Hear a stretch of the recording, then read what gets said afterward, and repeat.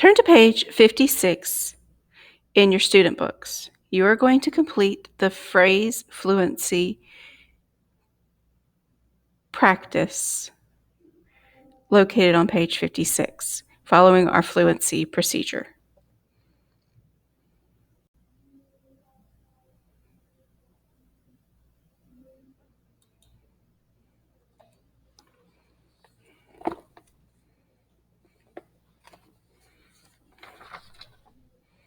When we read text, it is helpful to group the words into meaningful chunks or phrases.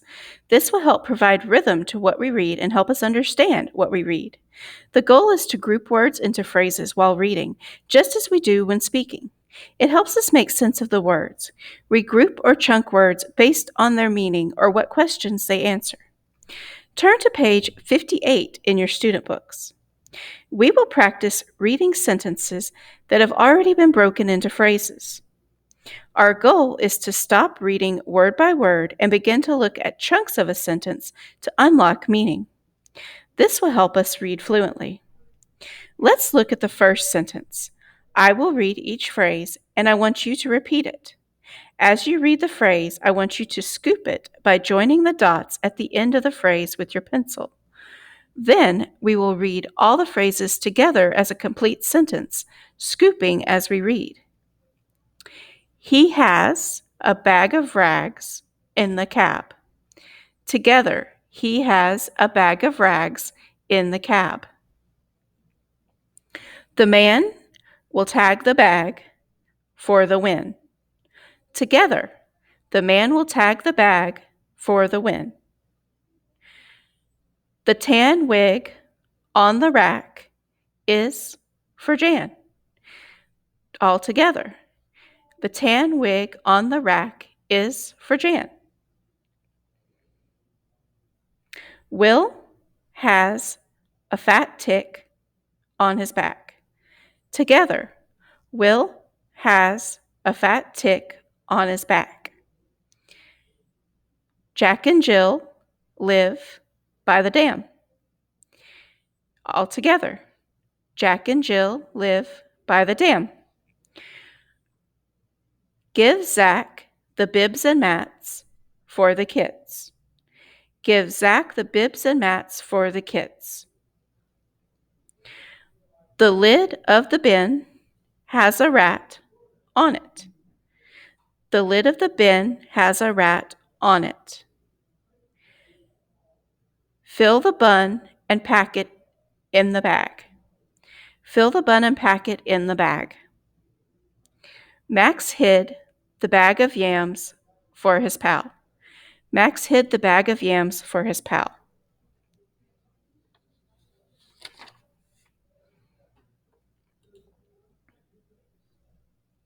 You just read phrases for accuracy and for chunking. Now we are going to go to look more closely at some of the phrases that you read in the phrase fluency to determine meaning. Turn to page 57 in your student books and look at part A. The directions read the phrases. Circle all of the nouns in each phrase. Decide whether each noun is a singular noun, plural noun, or singular possessive noun. Write each noun in the appropriate column. So let's look at number 1, Rick's pals. Both words are nouns, so I'm going to circle both words. Pals is plural, meaning more than one. He has more than one pal. And then we have an apostrophe S on Rick, so we know that makes it singular possessive. Let's look at number 2. Cans in the sacks. What are our nouns in that phrase? Cans and sacks. So we're going to circle those, and where do they go? They both have S on the end, and neither have an apostrophe, so they're going to go in the plural column.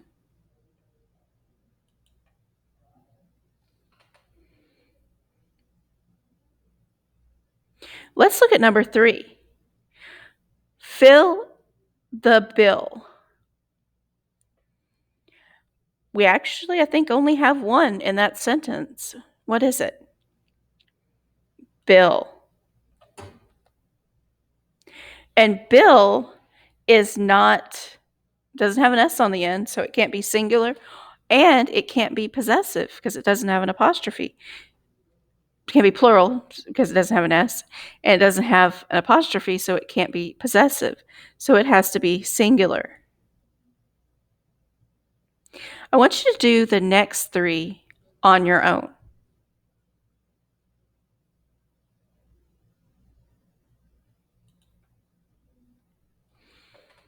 Now look at part B on page 57.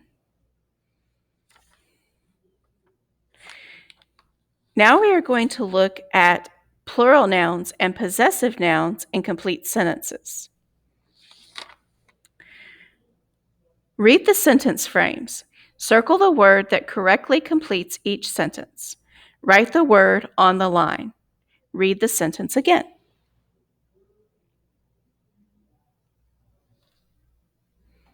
Number 1, the raft is at blank camp.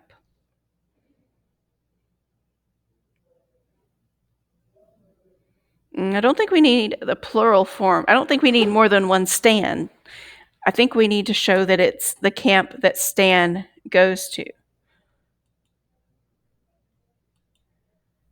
So it's going to be Stan '(S) camp. The raft is at Stan's camp, showing that it belongs to him.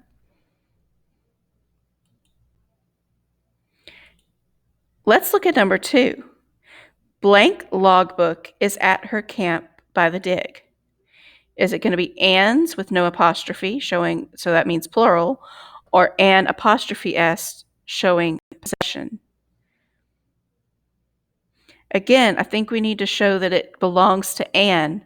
So Ann '(S) is going to be our answer. So Ann's logbook is at her camp by the dig. I want you to complete 3, 4, and 5 on your own.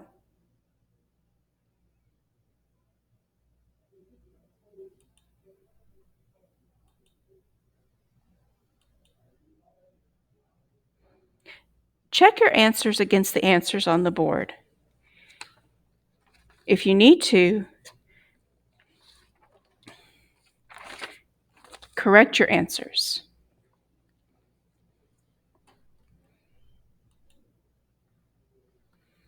You have practiced answering how and why questions as they related to a passage of text. Now you will use pictures to generate how and why questions. Then you will need to think about possible answers for your questions. Why did you come to school today? How did you get to school today? Turn to page 59 in your student books. Let's look at the instructions. Look at the following pictures. Write a how question on the first pair of lines. Write a why question on the second pair of lines. Use all of the clues in the picture and be creative. Look at the first picture. It shows a young woman with her hand over her mouth. I have to think about an action, so I will focus on covered her mouth. I have my first question. How did she cover her mouth? Write that on the first pair of lines below the picture beside number 1. My guess would be she covered her mouth quickly or suddenly. My second question needs to focus on the why. Why did she cover her mouth? Write that question on the second pair of lines beside number 2 under the picture. Then I wonder what she did or what she saw that made her cover her mouth. She may have said something she didn't mean to say or seen something that startled her.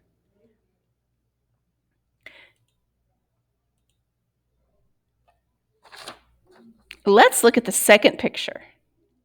Several friends are playing together and seem to be having a good time. First, we need to choose an action. Then we can ask the how and why questions about that particular action. What are some possible actions? If I chose played as my action, what could be my first question? How did they play? I'm going to write that on the first pair of lines under the picture beside the number 1. Think about how you describe playing. What words could you use to answer the question? Now, why did they play? Write that as your second question and think about the possible reasons why they played.